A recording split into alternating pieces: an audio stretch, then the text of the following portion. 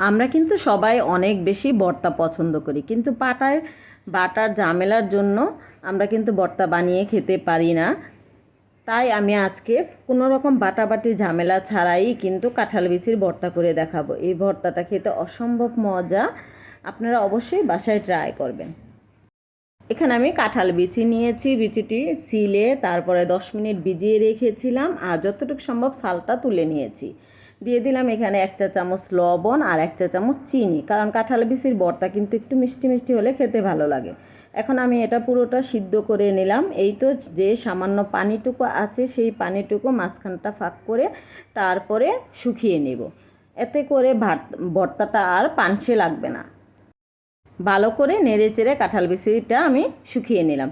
এখন একটা ফ্রাই প্যানে দিয়ে দিলাম 2 চা চামচ পরিমাপ তেল, সয়াবিন তেল, তারপর দিয়ে দিলাম পর্যাপ্ত পরিমাণ শুকনো মরিচ আর দিয়ে দিলাম রসুন। ঝালটা আপনারা আপনাদের পছন্দ অনুযায়ী দিয়ে নেবেন, তবে কাঁঠাল বিচির ভর্তাটা একটু ঝাল মিষ্টি হলে আমার কাছে খেতে ভালো লাগে। আমার মরিচগুলো ভাজা হয়ে গেলে আমি উঠিয়ে নেব আর রসুনটা কিন্তু রেখে দিলাম। তার সাথে দিয়ে দিব আমি বেশ খানিকটা পেঁয়াজটা হালকা করে ভেজে নেব, পুরোপুরি ভাজবো না। এই তো আমার পেঁয়াজটা কিন্তু মোটামুটি ভাজা হয়ে গেছে। এখন আমি দিয়ে দিলাম 1 মুঠো পরিমাপ বিলাতি ধনেপাতা। এই বিলাতি ধনেপাতাটা দিয়েই কিন্তু এই ভর্তাটা খেতে ভালো লাগে। আর এখন আমি এই ভর্তাটা বানাবো এই বাটনাতে কিন্তু খুব সহজেই আমরা যে কোনো ভর্তা বানিয়ে খেতে পারি। প্রথমে আমি কাঁঠাল বিচিগুলো ভেঙে নেব, ভালো করে ম্যাশ করে নেব। এই কাঁঠাল বিচিগুলো দেখেন কত সুন্দর সিদ্ধ হয়েছে আর খুব সুন্দরভাবে কিন্তু ম্যাশ হয়ে যাচ্ছে, এটাতে পাটার কোনো ঝামেলাই নেই। যারা আমরা বাইরে থাকি তাদের কিন্তু পাটা নেই, আমরা এরকম করে বাটনায় বেটে তারপরে কিন্তু ভর্তাটা খেতে পারি। আমার সবগুলো কাঁঠাল বিচি হয়ে গেছে।